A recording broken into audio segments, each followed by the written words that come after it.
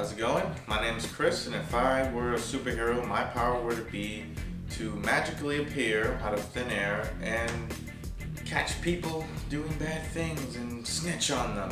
I can't wait to go out on that date tomorrow night. It's gonna be amazing!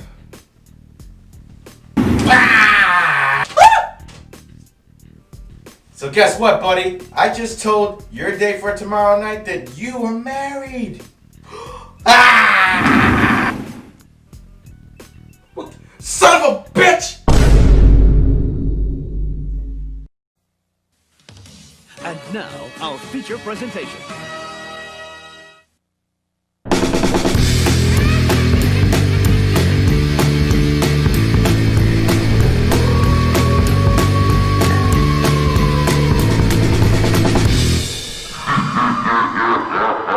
Our special guests are the attic dwellers. Tig? Eric, do you have any favorite Halloween memories? If I have a favorite Halloween memory, it probably dates back to the late 70s, early 80s. There was this strange costume trend. They were these strange inflatable things that went on top of your head, the kid's head. So it was like this thing that got strapped to your head, and then it was like a big pumpkin or something like that. It was ridiculous. We're around the same age and I have no memory of that. Yeah, they were the worst things ever. I was mortified and embarrassed by them. And I think there's one existing picture of us in these costumes, and they're just awful. They're absolutely terrible. I remember one year, I think it was 10 or 11, I think Halloween fell on a Saturday. And I just remember we went from 1 p.m. till about 11 p.m. And wow. I just remember the trips back and forth to the house, dumping your pillowcase on the table and like running back out to like fill your pillowcase back up again. And it was like we did the whole neighborhood. It's the only time we ever got the whole neighborhood, and it was just, just one of those memories of all the candy and getting sick for weeks, eating all that stuff. Like the most epic trick-or-treat that you ever had. What would be your weapon of choice when trying to escape a haunted house? Oh, that's pretty good. I tend to be a blunt instrument kind of guy. So if I wasn't going to go with something sharp, such as a machete, then I would go with the baseball bat. Machete's pretty good because it's short. So if you're in a house, you're not going to be banging up against walls. You can get some good movement and you can chop. Right. But I think I would go with the bat though, because again, like a nice 32-inch Rawlings. That's a good length. It's short. It's I can get some good action with that. I like blunt attacks too. And if you're in that house, you don't want like a sword or a spear or right. I guess you can have a gun, but I'm not as much of a a gun guy. Knife would probably be better for close quarters, but I don't think I have it in me to stab something. I was gonna say proton pack, but that doesn't really exist. I think you could. I think for the sake of this, I think you could choose that. I'm gonna go proton pack. That's pretty good. Then we would make a good team because I can handle like the physical creatures, and then you would be able to handle like the ghosts and stuff. Yeah, I'd be able to like take them out while you're like hitting zombies. I'm sucking up ghosts. Yeah, because obviously the bat wouldn't do any good against like apparitions. Right.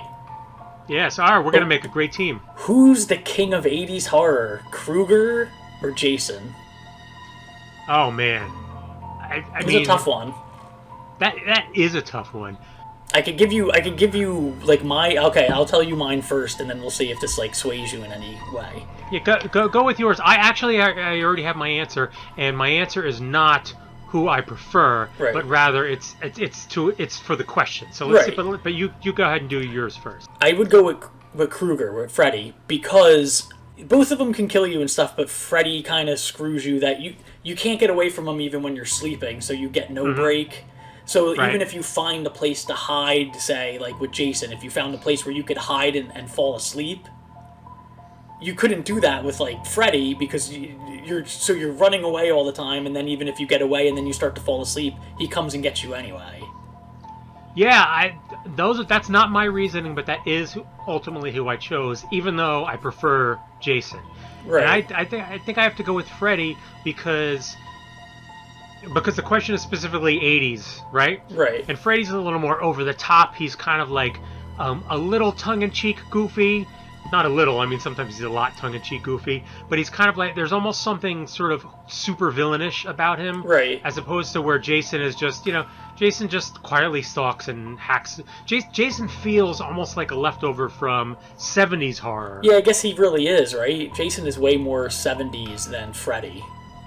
Yeah, I guess Jason got goofier later with Jason Takes Manhattan and stuff like that. Right. But like the original trilogy stuff is more, to me, like a little more in the vein of like Texas Chainsaw Massacre, whereas Freddy is like just that over the top 80s like craziness about him. Like when I think of the 80s, I think of MTV, and Freddy is the MTV horror villain.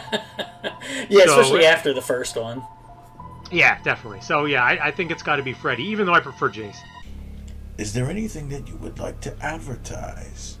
Are there any upcoming projects that you guys would like to share with us? For people who like to check out the origins of horror and slasher movies and stuff like that, I've co-authored 2 books on the films of Alfred Hitchcock, A Year of Hitchcock, 52 Weeks with the Master of Suspense, and Hitchcock Villains, Murders, Maniacs, and Mother Issues.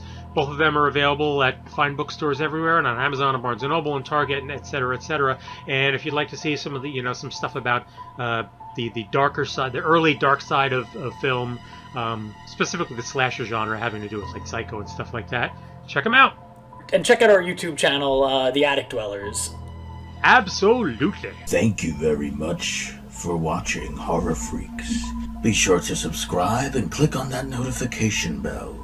We will be back same time next week, Tuesdays at 12 p.m. Don't miss out.